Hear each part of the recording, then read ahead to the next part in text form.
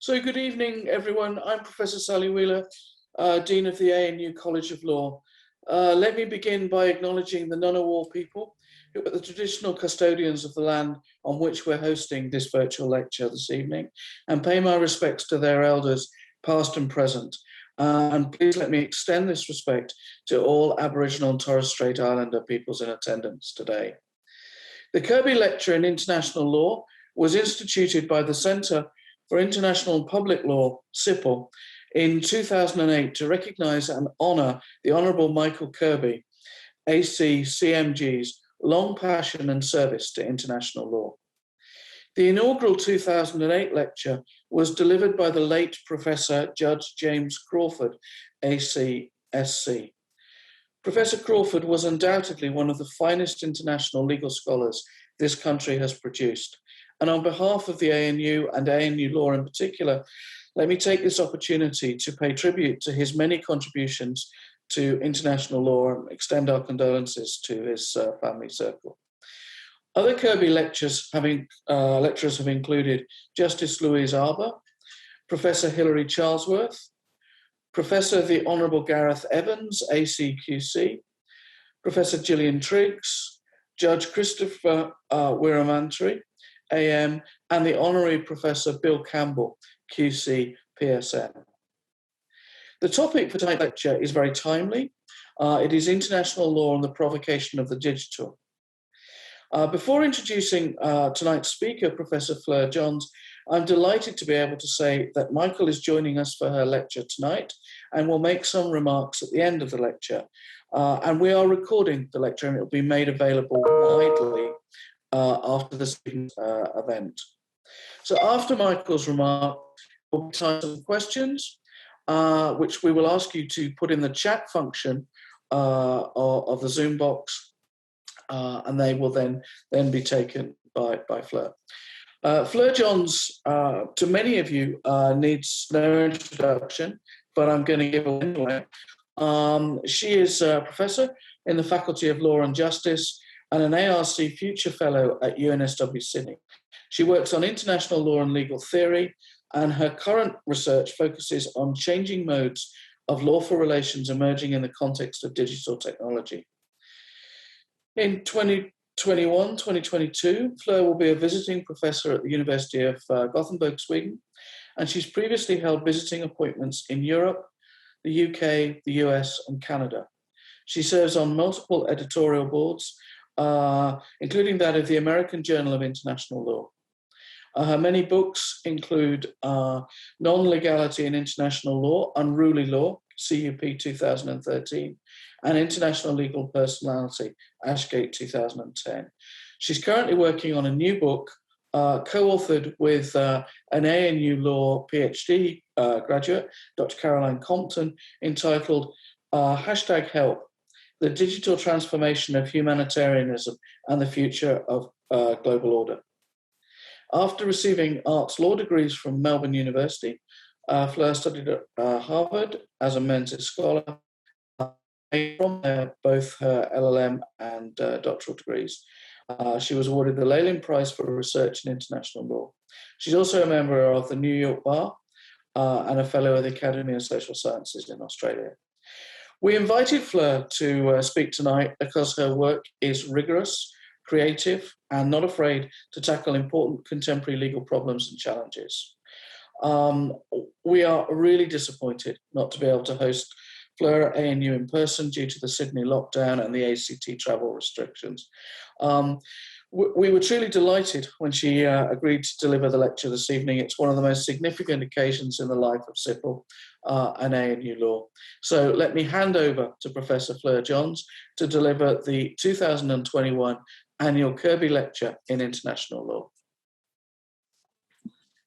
Thank you so much, Dean Sally Wheeler, for that generous introduction. And thanks also to Leighton Mcdonald, Director of CIPL, for the invitation to deliver this lecture, and to Ashley Roge, who's done a formidable job organising both this and the concurrent ANZL conference.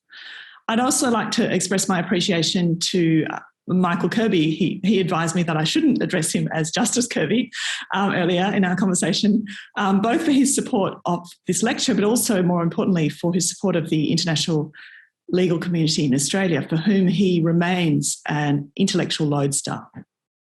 And it's a privilege to be able to deliver a lecture named in his honour.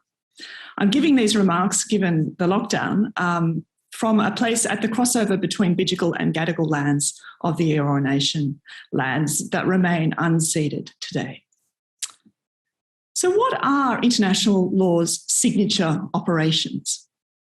With what settings and activities do you most associate international law? Perhaps you think of some diplomatic back and forth in the UN Security Council chamber or at a UN climate change conference. Or maybe you think of blue helmeted figures distributing food aid after some disaster.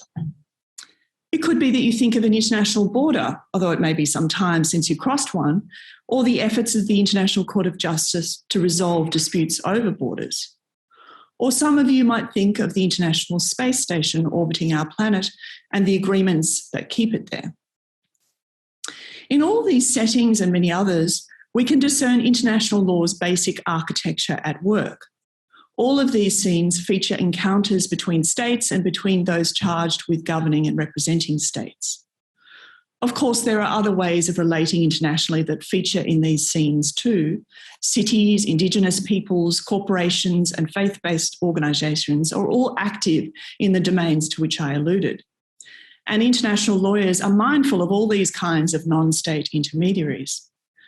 Nonetheless, the skeleton on which today's international lawyers continue to drape our disciplinary muscle, remains that of state-to-state relations. And for this purpose, the state is classically depicted as it is in the first article of the 1933 Montevideo Convention. You international lawyers know the formula well. It's a textbook staple. Permanent population, defined territory, government, and the capacity to enter into relations with other states. Today, I want to revisit this classical recipe for what constitutes a state, legally speaking. And I want to show how each of the ingredients of this recipe and the international legal order that it is meant to serve up to the world is becoming increasingly separated from our understandings of them. International law's prevailing logic has been, in large part, an analogue logic. And this is becoming interspersed in practice with a digital logic with which its analogue tendencies tend to conflict. Also, I'll aim to show you this evening. This is rendering many of international law's standard answers for the problems of the world potentially unreliable. And it is also giving rise to new measures of relative worth to which political communities are now held. States and would-be states are being held to a standard of datification in order to maintain their statehood's viability, or so I will go on to show. It's important to emphasise that this digital analogue conflict isn't just internal to international law. It articulates with a set of broader economic and social conflicts now underway. These are conflicts between, roughly speaking, those who are seeking to monetise digital data, those who marshal digital data to try to dominate others or defend the status quo, and those who are seeking to mobilise digital data against exploitation, with inevitable complicities between the three. And while the analogue digital conflict at work in international law, as I'll explain further in a moment, doesn't map onto these kinds of economic and political conflicts exactly, it does operate within them. The question that the digital poses for international law, therefore, is not how to catch up with the digital. No, that's not it at all. After all, digital technology has been with us since the mid-20th century. Instead, the questions posed for international law by developments in the political economy of digital data are something like the following. What might be made of digital analogue cleavages in international legal work if we were to focus on their instability rather than trying to wager on one or the other across the board? How might this instability be leveraged or levered open, given the ideological and material struggles in which international law is now implicated? What possibilities could these schisms yet open up? So buckle up, that's where we're heading in this talk. But first, let me back up a little and lay out the argument a bit more slowly. When I speak of international law having predominantly an analogue logic, I don't mean to suggest that international lawyers always work according to a singular logic. Clearly, they do not. Nonetheless, the logic of analogy has been crucial to international law's framing of order among states. We all know that the 193 or so states of the world are incredibly varied, yet we rely on analogy to treat them as legally comparable and to place them on a single common plane, or, as is more often the case, on a developmental continuum. States must be made analogous to one another in order to be made formally equal in law. Thinking through analogy is one form of analogue logic. Not all instances of analogue logic entail resort to analogy, but to draw an analogy is to deploy analogue logic, much as a protractor, a ruler, a mercury thermometer, or an accelerator pedal employs analogue logic. International law typically computes, so to speak, by reference to continuous variables and proportions, or by marking and moving between intervals along a spectrum. According to this analogue logic, each constituent unit of analysis can, in principle, be divided into ever smaller units without necessarily becoming useless or meaningless. The state may be historically preeminent, but it does not comprise an indivisible unit of analysis. Every international legal subject can be remade into others. Even the individual right holder of international human rights law gets divided and recomposed and recast according to gender, age, citizenship, and so on. International law always understands its subjects and its other units of analysis in relation to one another and according to their resemblances and differences of scale and degree. Of course, on-off distinctions are not unknown to international law. Legal, non-legal, or national, international classifications sometimes take this form, but mostly international lawyers talk, think, and work along a continuum stretching from the less to the more. We can contrast this with a digital logic. Let me say something now about this logic in general terms before I turn to how digital logic is backpropagating instability in international law as we know it. There will be lots of real-life examples, I promise. But for now, I'm first going to set out these differences in fairly abstract terms. As I do, remember that I'm speaking schematically. In the day-to-day work of international law, analogue and digital are frequently entangled and often concomitant. So what do I mean by digital logic? Well, borrowing from Anthony Wilden and others, digital logic works with discrete, non-divisible units in binary relation, 1 and 0, on and off, something or nothing. Digital logic is discontinuous and presupposes gaps between elements, gaps that in digital circuitry must be spanned by wires, gates, and latches. Digital significations are denotative and precise, which by no means implies that they are representationally accurate. They identify and delimit elements in a way that is opposable to all other elements. The digital is oriented towards either or events, as distinct from an analogue concern with both and processes and more or less similarities. Not all contemporary computing or communication is digital. Analogue computing has enjoyed something of a resurgence of late, I understand, and quantum information theory has grown in prominence and promise over recent years. Nevertheless, digital logic looms especially large wherever information and computing technologies are deployed. This all sounds a long way from the scenes of day-to-day international legal work with which I began. So let me now flesh out the claim that digital logic bears increasingly on the practices of international law. And as promised, I'll do this by attention to what the Montevideo Convention tells us are the 4 constituent elements of a state recognisable to international law. I return to the Montevideo Convention of 1933 not just because of its doctrinal content. I return to it also as an earlier instance of international law undergoing a process of fundamental recodification, a process to which I want to draw a tactical analogy here.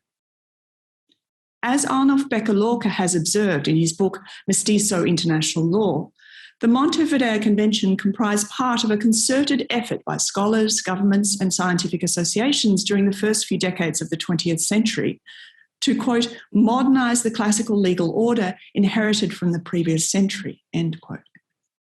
This effort was driven, Becker shows, by Latin American states and other industrialising nations of the semi-periphery.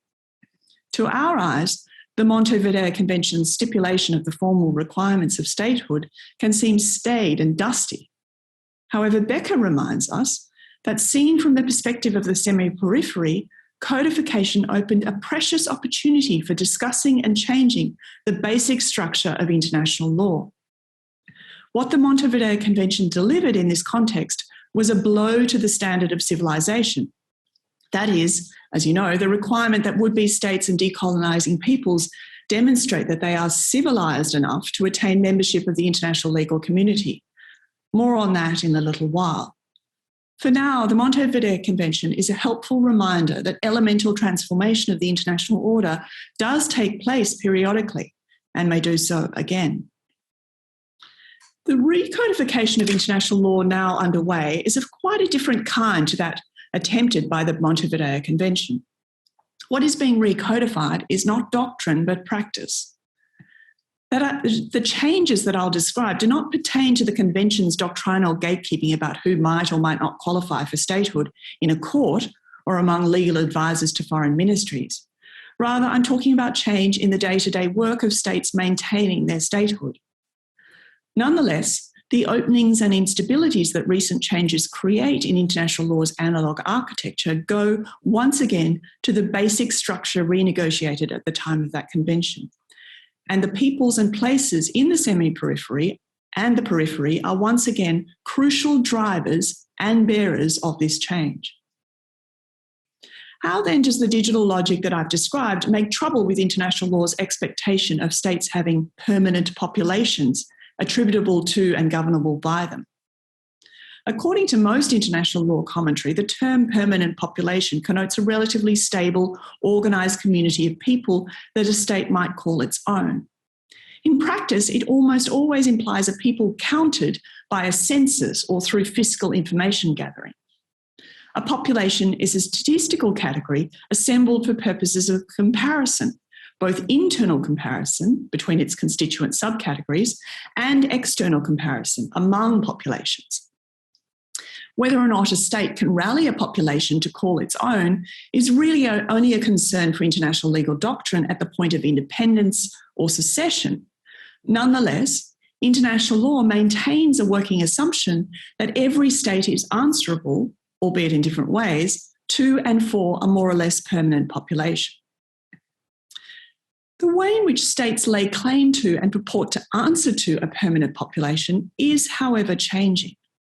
This is because states, especially states with limited resources, are increasingly looking to digital data to assist them in analysing their population's characteristics and conduct. Likewise, states' international reporting on their permanent populations is increasingly permeated with digital logic. And the digital aggregates that states assemble for analysis do not fit neatly into the statistical categories into which states and international organisations have traditionally apportioned people as populations. The permanent populations that states seek to govern are increasingly visualised in ever-shifting real time, not in classical demographic terms in the first instance. Think, for example, of some of the digital dashboards now used by states in the discharge of their governmental responsibilities. One of these is HaysGazer, a real-time visualisation and analysis dashboard for enhanced crisis management. HaysGazer was developed in 2015 by the UN Global Pulse Lab in Jakarta to help the Indonesian government understand and respond to haze events, devastating spikes in air pollution associated with the burning of vegetation. It has reportedly been integrated into the IT systems in the Situation Room of the Indonesian President, Joko Widodo. HaysGazer enables users to track fire hotspots identifiable by satellite, relying on image sensors aboard NASA's Terra and Aqua satellites. It also tracks air quality standards using the Air Quality Index China, the world's largest aggregator of real-time air quality data. On top of this, the dashboard visualises geolocated tweets featuring particular keywords suggestive of haze. The combination of these thermal, air quality and social media data is overlaid on OpenStreetMap maps. These are freely downloadable digital maps assembled from volunteered data, an open source alternative to Google Maps. While the focus of HazeGaze's initial case studies was Indonesia, its data visualisations are unconstrained by national or subnational jurisdictional boundaries. Its gaze follows wherever data fitting its parameters are available. Mapping the Indonesian fire hotspots may encompass social media postings from people in neighbouring countries. And the whole platform is designed to be modular and adaptable. Last year, UNDP and UNICEF announced that they were developing a version of HazeGaze for Mongolia. The way that the state perceives information through a dashboard like HazeGazer is unlike the way states have historically tried to make their populations legible. The state is invited to see and interact with those so visualised in newly discontinuous ways. Nate to Catch has observed that dashboards tend to elicit a distributed form of attention, the ideal mode of which is continual but punctuated glancing. And I have talked elsewhere about how states are now inclined to release a succession of policy and program prototypes and wait to see how they fly, rather than rolling out fully developed policy positions. HazeGazer is one such prototype, and the dynamic disaster maps that it presents to its users serve as prototypes within a prototype. And states seem increasingly captivated by these kinds of constantly shifting digital aggregates as expressions of the objects of their governance work. As foreshadowed earlier, this moment-to-moment digital rendition of a state's constituents conflicts profoundly with the analogue notion of a population bequeathed to international law by several centuries of statistical thinking. International legal work has long been concerned with rendering state-bound people formally equivalent and qualitatively comparable. This has been necessary to get populations to fit certain standardised legal roles, each having a head of state, for instance, and to imagine them being able to traverse sliding scales of legal obligation, such as the obligations imposed on states by certain treaties to progressively realise protections or take steps towards particular outcomes. Legal norms concerned with these roles and obligations work with an analogue logic of the sort that I earlier outlined, a logic of continuous scaling, sequencing, and similarity. The digital aggregation of people proxies by states entails instead the mapping of discrete entities and discontinuous on-off elements at a particular moment in time, like hotspots on a HazeGazer dashboard. International law's expectation that every state hold a population more or less stable in relation to its government remains unchanged. However, the way that states maintain that relation and the form of the cohort so rallied are now routinely riddled with digital analogue tensions. What then of defined territory? If permanent populations are giving ground to impermanent digital projections of the peoples that states aspire to govern, aren't those peoples still mapped to a delimited patch of the globe for international legal purposes? Well, yes and no. It still matters when determining international legal rights and responsibilities in which state's territory a person was born, resides and does business, and that has become all the more apparent in the current global pandemic. Nonetheless, the way that territory is understood and analysed is being fundamentally reconfigured. This is occurring as states turn more and more to the automated analysis of the Earth's surface, employing massive distributed digital data streams and a vast globally dispersed infrastructure to store and transmit them. In short, territory is being increasingly datafied in international legal work. At the same time, the territorial location of digital assets and infrastructure is of growing significance in international legal affairs. Data, in other words, is ever more unevenly territorialised. Once again, this brings practices of international law into tension with its conventional analogue architecture. Of course, the practice of rendering territory as data for international legal purposes is not a wholly new phenomenon. The division of a spherical world into unevenly placed meridians using latitude and longitude, for example, is of ancient provenance, although it was not until the 18th century that these were reliably measured. Furthermore, it was through a late 19th century international conference and treaty regime that one such meridian became a common point of reference for locational surveying and timekeeping purposes. Datification in these modes has long been vital to the projects and potency of international law. The representation of territory in and as digital data, however, has intensified to a very significant degree with the advent of orbital satellites, the satellite-based radio navigation system known as the Global Positioning System, or GPS, and technologies of automatic sensing, Google mapping, and the like.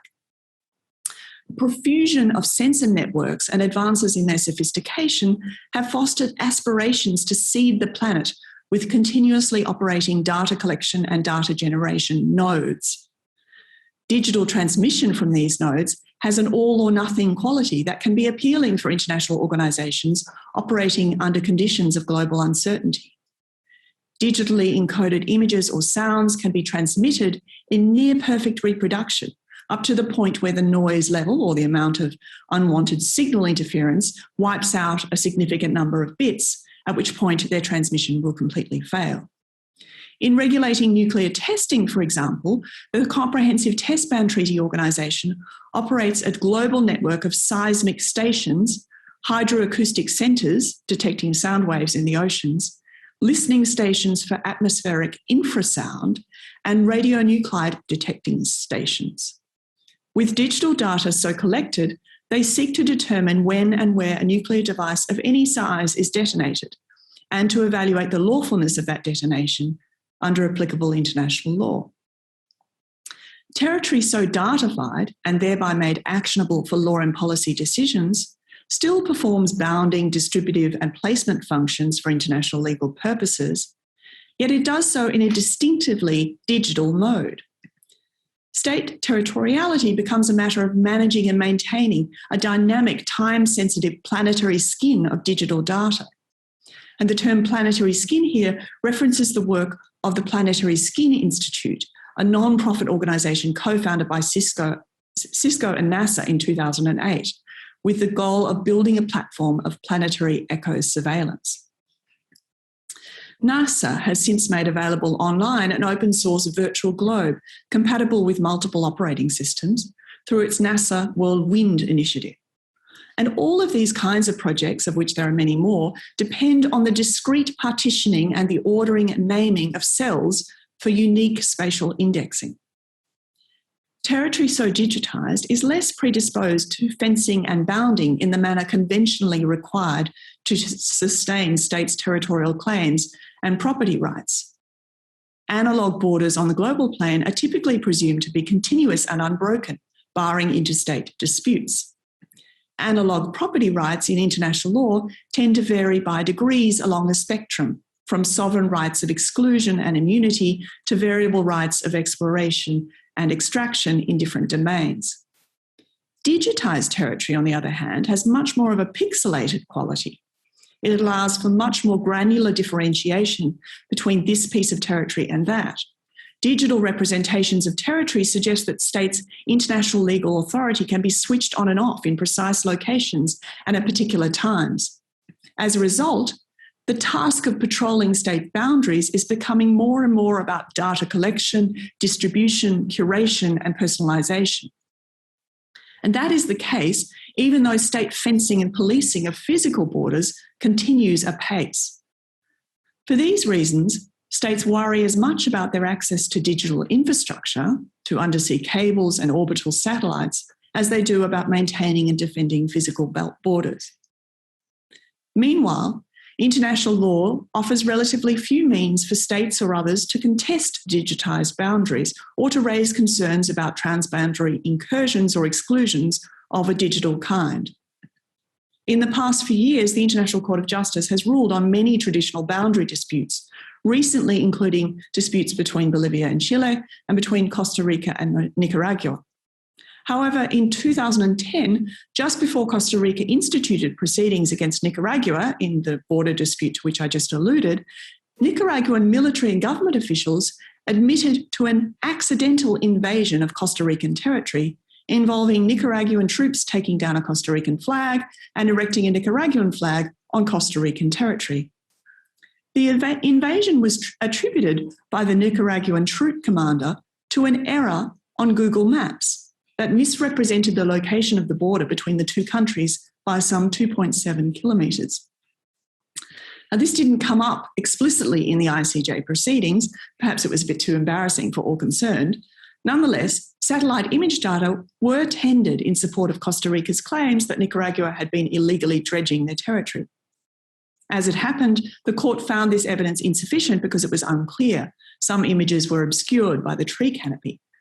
The court did go on to chart the land and maritime boundaries between the two countries, yet it had nothing at all to say about the way that the two states should manage conflict in these boundaries' digital expression. Nor did the court set any limits on these states maintaining a virtual presence in each other's territory through remote sensing activities. My point is not that international lawyers should rush to try to plug these gaps. My point is that this kind of gappiness might open prospects for international law's radical reordering. More on that in a moment. Insofar as international law does speak about territory in informational terms, its conventional guidance may be unreliable when regard is had to the expansive digitisation of territory and the uneven territorialisation of data. Early in the Cold War, addressing a dispute between communist Albania and the United Kingdom in the Corfu Channel case, the International Court of Justice famously stated that it is every state's obligation not to allow knowingly its territory to be used for acts contrary to the rights of other states. This raised the prospect of states being held legally responsible and potentially vulnerable to countermeasures for activities traceable to their territory that unlawfully harm other states. In effect, the ICJ was treating state territory as a data repository and presuming that territorial sovereignty and data sovereignty typically travel together. The digitisation of territory has, however, broken these things apart. Digital data's reproducibility, combined with different degrees of economic might and differential access to national legal protection, have seen a small number of digital harvesters acquire data volumes and analytical capacity that far outstrip those of most states. Most of these dominant data harvesters are private corporations, but some states like Bahrain, China, Denmark, Israel, Singapore, and the US are immense data hoarders as well. As a result, some companies and states have vast repositories of digital data pertaining to much of the world's territory.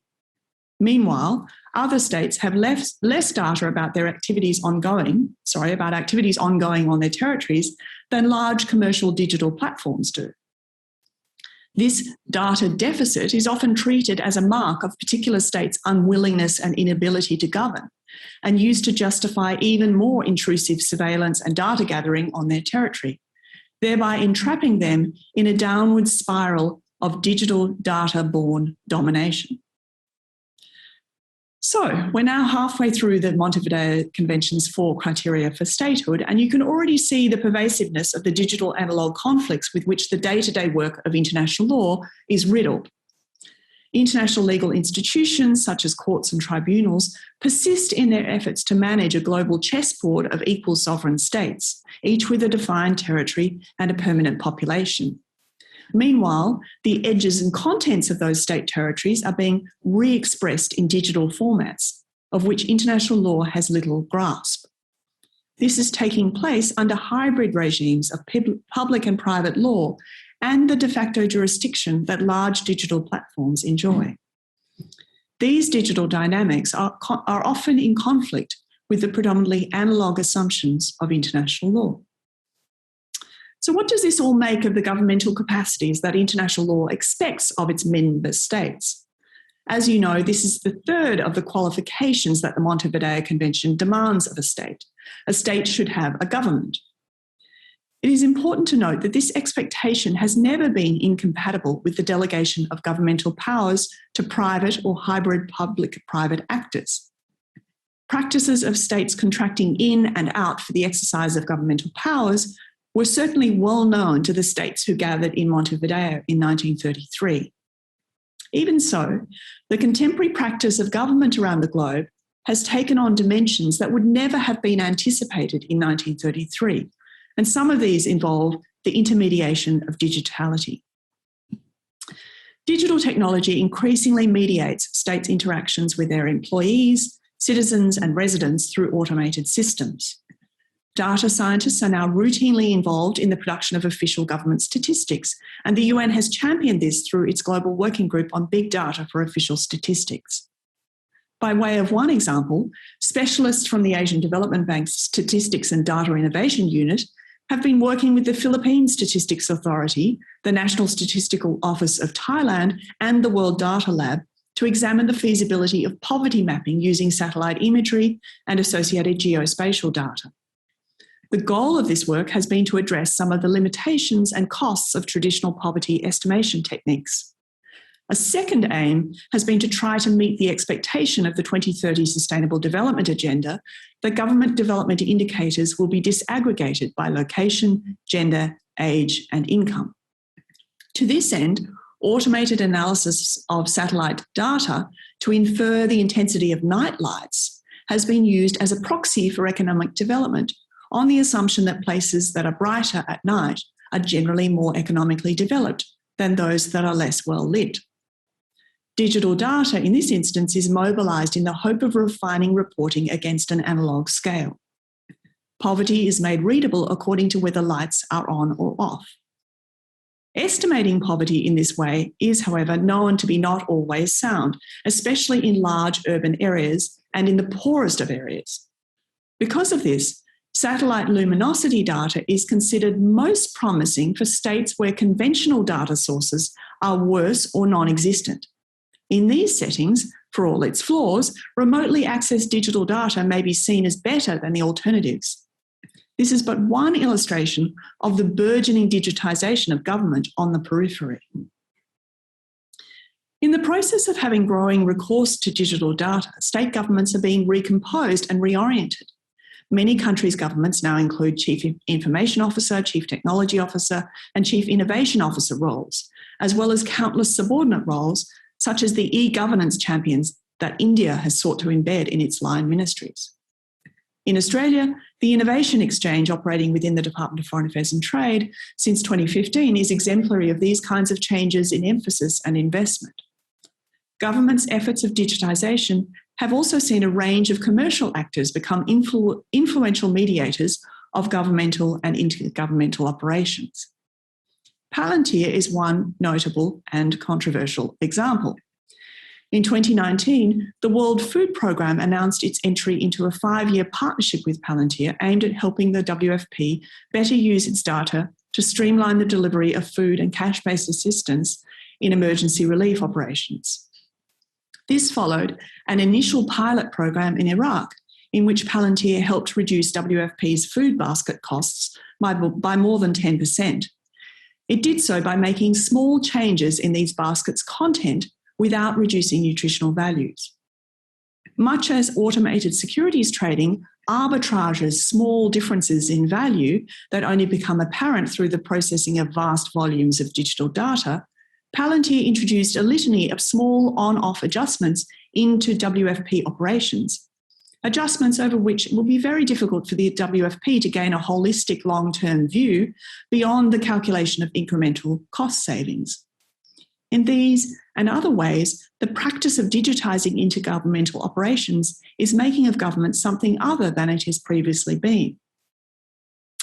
Let me be clear, the point is not that Palantir and its like are introducing a newly corporate profit-making logic into international legal practices of government. Corporate logic has been pervasive throughout international legal work since the chartered companies of the 17th and 18th centuries. The point is rather that Palantir is a prominent vector of digital logic, now pervading practices of government at both national and international scales. and international law has not yet registered the many micro and macro transformations effected by these practices' digitisation. What then of states' capacity to enter into relations with other states in their own right without subordination to the control of any other state? An essential criterion for statehood according to the Montevideo Convention. With the changes in government programs that I just mentioned, the techniques of state-to-state relation are also changing. Governments of the Global South in particular must now figure out not just how to relate to other states, but also how to relate to a litany of data doubles that shadow them everywhere. By that, I mean the digital representations of their polities and visualizations of social and economic conditions within their territories that are assembled by commercial actors in parallel with, and sometimes in lieu of, official state data. This is not in itself new. Governments of the Global South have long had to contend with donors' visions of their future, and private statistics gathering has long been a feature of states reporting on the international plane. Nonetheless, the digital alter egos with which these governments must now contend have proliferated and are being invested with greater authority. IBM's Project Lucy, for example, mobilised a Pan-African evolutionary narrative to support a vast digital data extraction initiative. The project took its name from the fossilised remains of a human ancestor uncovered in Ethiopia in 1974. IBM is investing $100 million over 10 years with the goal of advancing IBM's cognitive computing capacities while also developing commercially viable solutions to challenges faced by African states in healthcare, education, water and sanitation, human mobility and agriculture. Initiatives of this kind have tended, as Deval Desai has observed, to redirect the logic of reform away from technology transfer from north to south. Instead, projects like this tend to favour local feedback loops of site-specific reflexivity, optimisation and resilience, often shepherded by commercial data harvesters. These changes in the practices of government have material implications for global inequality. In the years following Project Lucy's 2013 launch, IBM reported a number of fairly modest government-related initiatives and pilot projects arising from it. These included working with Kenyan authorities on improving the country's metrics in the World Bank's Doing Business Index. Then in 2016, IBM, working with a company called Equals3, announced the launch of Lucy, a cloud-based cognitive companion built for advertising and media agencies in the US. Project Lucy, aimed at states on the periphery trying to improve their international rankings, spawned Lucy, an AI-powered knowledge management assistant marketed on the other side of the world. And this kind of cross-border transfer of data-driven resources from the governmental domain in one state to the commercial sector in another state registers not one blip on the international legal radar. So the business of accounting for oneself as a state in the world has become highly dependent on states gathering and serving up digital data. Independence in the traditional Montevideo Convention sense still matters immensely, of course, just ask the Palestinians, yet state-on-state dependence is just one among several modes of subordination with which political leaders must now grapple. And the expectation embedded in the Montevideo Convention that a state will, by entry into lawful relations with other states, join them on an unbroken continuum of sovereign statehood, this misses how much states are subject to discontinuous classification and ranking in the day-to-day conduct of international affairs, in part according to their data collection and reporting capacities. So let's take stock once more. States' insight into their permanent populations increasingly requires those populations recasting as digital aggregates. Territorial control no longer implies a commensurate level of informational control. Government operations move further and further into discrete proprietary digital registers. A state's decision-making independence in foreign affairs is only as effective as its ability to marshal and deliver digital data. And all these shifts are manifest most acutely on the periphery and semi-periphery of international order. Now, it might appear that international law's analogue architecture is impervious to these provocations. I've been suggesting to you that international law has barely moved a jot in the face of them. And yet international law is challenged by the emergence of yet another dimension of global inequality. The cumulative effect of these cleavages amounts to a de facto reintroduction of something that recalls the standard of civilization. You'll remember that the 1933 Montevideo Convention was meant to put an end to that standard. Prior to that treaty, a wide range of international legal instruments endorsed the idea that a state could only be legally recognisable as such if it were civilised enough to be able to observe international law. The Montevideo Convention formally abandoned that requirement, although it has had an active afterlife, as many have shown. Today, however, digital analogue conflicts in international law are such that states are subject to a standard of datification as a measure of their statehood's ongoing viability. States are expected to work continually towards data accumulation, access, and control in order to demonstrate capability to both observe and rely upon principles of international law. The requirement of datification has strong echoes of the standard of civilization embedded within it.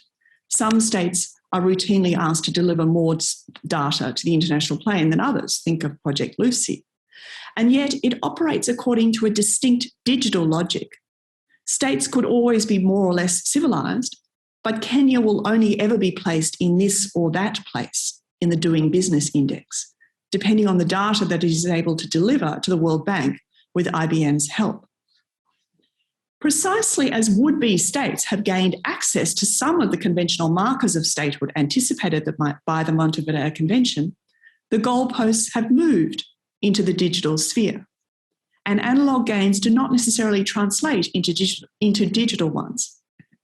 Palestine attained non-member observer state status at the UN in 2012, and the Palestinian Central Bureau of Statistics has been running censuses with difficulty for several decades. Yet the vast digital repositories and analytical capacities of the Israeli state make those markers of independence somewhat moot. Palestinians must be included in Israel's digital population registry in order to get electronic identification cards and passports necessary for internal and external movement. Likewise, the Sami-Nordic Convention has been signed and awaits ratification, last time I checked, in Finland, Sweden, and Norway. Yet there is still no aggregate record of the Sami amid the extensive digital record keeping of the Finnish, Swedish, and Norwegian governments. In the digital domain, the Sami are either present or absent, and so far they are absent, whatever the Nordic Convention may promise. In these and other settings, including here in Australia, racialised minorities and colonised peoples tend to experience a double digital bind. They are overrepresented in digital datasets assembled for policing, intelligence, and the marketing of high-cost financial products, for instance. They are underrepresented in datasets enabling of political self-assertion and international engagement. Datification engenders discontent. So if, as I've argued, digital analogue conflicts are more pervasive, more intense, and carry higher stakes than ever before in international legal relations, what international legal work is being done on this? Well, to speak in a highly general way, the predominant approach is to try to resolve these conflicts into an analogue scale, to trump the digital with the analogue, which is ironically a sublation of the analogue because of its dependence on binary logic. The proposed EU framework on artificial intelligence, for example, tries to locate AI systems on a risk spectrum, from unacceptable risk systems to low or minimal risk systems. Permissible AI systems that interact with humans are made subject to a transparency regime that is meant to enliven informed choice among humans. That range of choice is meant to include an option of stepping back from any interaction with AI. It will, I think, be immediately apparent that this is not a regulatory model designed to address the kinds of transformations and conflicts about which I've been speaking. This approach addresses digital technology like a harmful artefact or substance that can be whittled or diluted to a point of acceptability. It takes no account of the structural impact of digital logics or the awkwardness of their fit with the analogue. It takes no account of the material struggles around the globe in which proxy representation in digital datasets is central. It takes no account of the impossibility for many of stepping back from being digitally sensed, ranked and monetised, especially for those on the periphery or semi-periphery of international legal order. International legal measures like these are incoherent in the face of the digital provocations of which I've been speaking. They seek to place the discontinuous on a continuum, to make the discrete comparable, to synthesise the binary into a single rational whole. As a result, such international legal measures frequently miss their marks, all while affirming a hierarchy in which failures are derided as developmental, as if inequity and injustice were a consequence of insufficient dedication to innovation. This is, in my view, the wrong way to think about the provocations of the digital for international law. Catching up ought not to be or stepping back for that matter, ought not to be international lawyers' concern. And neither should international lawyers try to double down on either the digital or the analogue. For international lawyers to imagine themselves choosing between digital and analogue approaches is to partake of a non-choice because it presupposes the binary that it seeks the option of negating. Revisiting and remaking relations among international law's constituent units and rethinking prevailing approaches to global commoning, this is what the provocations of the digital prompt us to do. The aim should be to expand the room for negotiation at the points of slippage between the analogue and the digital, and thereby confront the global inequalities that this binary has been helping to harden to date. Digital analogue conflicts, overruns, and misreads might yet create room to manoeuvre in international legal affairs. At Montevideo in 1933, international lawyers tried to rework prevailing schemes of sensing in common and ways of marshalling and organising political energies and resources. This is what statehood was and is about, both evoking and dividing shareable space and creating conditions under which action in common may take place or not. And the modernist recodification of statehood in 1933 sought to change the way that this was done, at least in part. It sought to reorient international legal effort away from civilising missions and towards radical equality and anti-imperialism. That radical equality was identified not with sameness, but with the non-presence of a self-declarable statehood that could only be realised in relation. In 1933, at a moment of global political and economic collapse, international lawyers gathered in Uruguay to undertake an improbable task, the improbable task of restating the basic elements and objects of their work. Today, before the provocations of the digital, whether we like it or not, international lawyers are being called upon to do that again. Thanks for listening, and I look forward to your questions. Hello, everyone.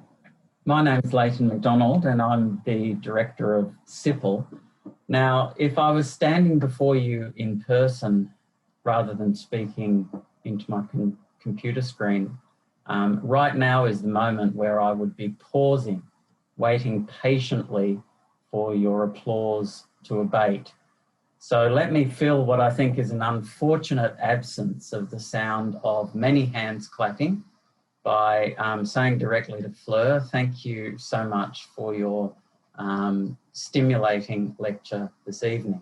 I'm sure everyone in the audience will agree that we've been treated to an intellectual tour de force, a lecture that exemplifies the aspirations that CIPL and ANU Law has always had for this important annual lecture series. Now, we will have time for a few questions in a moment. So if you do wish to pose a question to Fleur, please use the Q&A chat box at the bottom of the Zoom screen. However, before taking any questions, I'd like to add my thanks to Sally's and Fleur's, to the Honourable Michael Kirby for joining us tonight. Justice Kirby has been a long-time supporter, as Fleur said, not only of international law, but the discipline of law and legal education in Australia, including in particular many contributions to the activities of our law school here at the Australian National University. So, Judge, we're delighted you've been able to join us this evening, and I'd now like to invite you to make some remarks. Over to you. Thank you very much, Leighton, for that request and invitation. And thanks also to Dean Sally Wheeler for her presence at this annual lecture, and to the ANU, and also to SIPL for maintaining the Kirby lecture on international law. I was very glad that Fleur Johns opened in what is now becoming the traditional way by acknowledging the Indigenous First Nations people of our country who have suffered many grievous wrongs.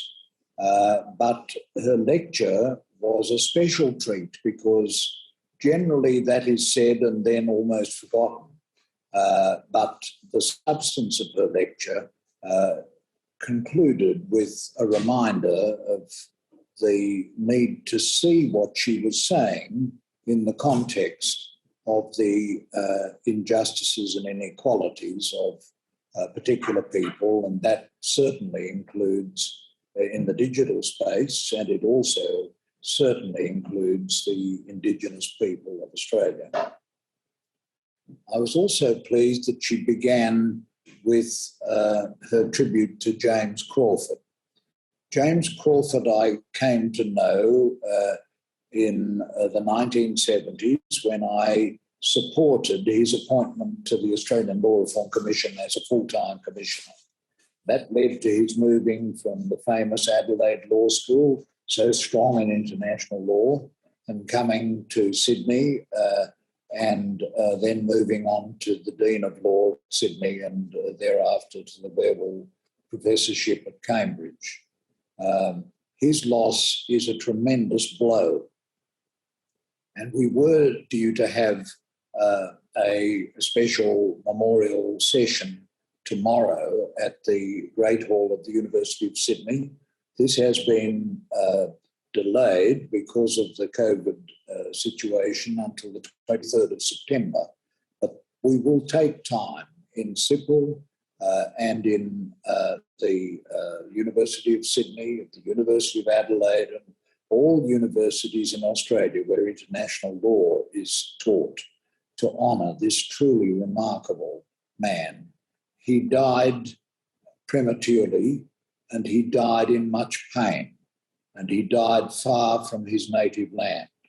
And we therefore do right to remember him and to honour him. Professor Fleur Johns' outstanding lecture tonight really tries to stretch the minds of lawyers. I've always thought that lawyers were those children in infant school who always put their ruler and their fountain pen, as they were in my day, very neatly on their desks, and were very good in talking and in subjects like history and English, not so good in subjects like mathematics and science. And that's why the subject of Fleur Johns' lecture tonight really does require us lawyers to stretch our minds and to face the world that is the world of today. Tomorrow morning at 2 a.m. in Washington, there is going to be a session which will fortunately be in digital space, which is the 8th anniversary of the first meeting of the Commission of Inquiry on North Korea, which was conducted by the Human Rights Council, and which I had the honour to chair.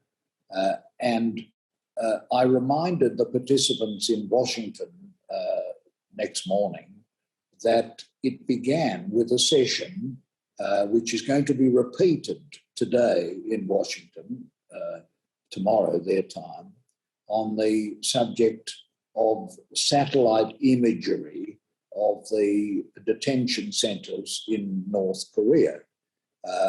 North Korea always denies and denied in its statements to the United Nations the presence of detention centres, but by reason of the satellite imagery, much of it conducted for security purposes, but some of it later made available to the international human rights community, but also just other technologies such as Google Earth, we were able to get important corroboration of the terrible crimes against humanity which we found had occurred and are occurring in North Korea. So we had public hearings. We digitised our transcript. We put it online. We made available the images of the witnesses who had suffered crimes against humanity that came before us. All of this impinged, in a sense, upon the sovereignty in the old-fashioned terms of North Korea, but it was a way of rendering North Korea accountable to the international community and the Human Rights Council in a fashion that just would not have been possible in earlier times. And so the bright lights, which are often used to distinguish North and South Korea on the satellite imageries, the darkness of North Korea, which is a sort of a poetic metaphor for North Korea, and the bright lights of South Korea are a very real signification of the difference between those two countries. And the transcript and the satellite images and all the other material that we relied upon is a real sign that the digital technology can both present puzzles but sometimes present solutions. There's a lot of discussion in the ADR field about the moves by China to digitize tribunal decisions and to get a way, so it's said, to get consistency in decisions. But whenever I hear about artificial intelligence doing that, I acknowledge the efficiencies that it will produce, but I also acknowledge the fact that we would not have had the Mabo decision in Australia if we had simply automatically imposed the decisions of the past. Human justice implies something beyond even digital technology, and always in terms of the Universal Declaration of Human Rights, a reminder of the individual dignity of human beings everywhere. In recent days, I've been looking at the issue of whether animals can be recognised in our legal systems as entitled to universal rights, not human rights, but by analogy. And there have been cases in the United States, the case of a particular elephant, for example, which was suffering enormous wrongs according to its species. Its name was Happy, and Happy was very unhappy, and Happy was suffering. And one of the courts in the United States has recognised that it is entitled to the recognition of rights, even rights under the United States Constitution.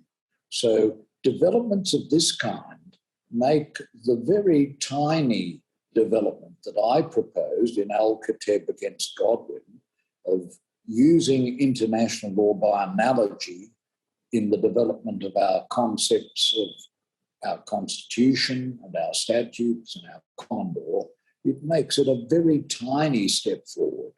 Professor Fleur Johns tonight has shown us that we're going to need to make very big steps forward, and we're going to have children sitting next to those who had their rulers and their pens carefully positioned on the infant school desk. We're going to have mathematicians and scientists who speak the legal language. So I'm very grateful to Fleur Johns for a very interesting, puzzling, challenging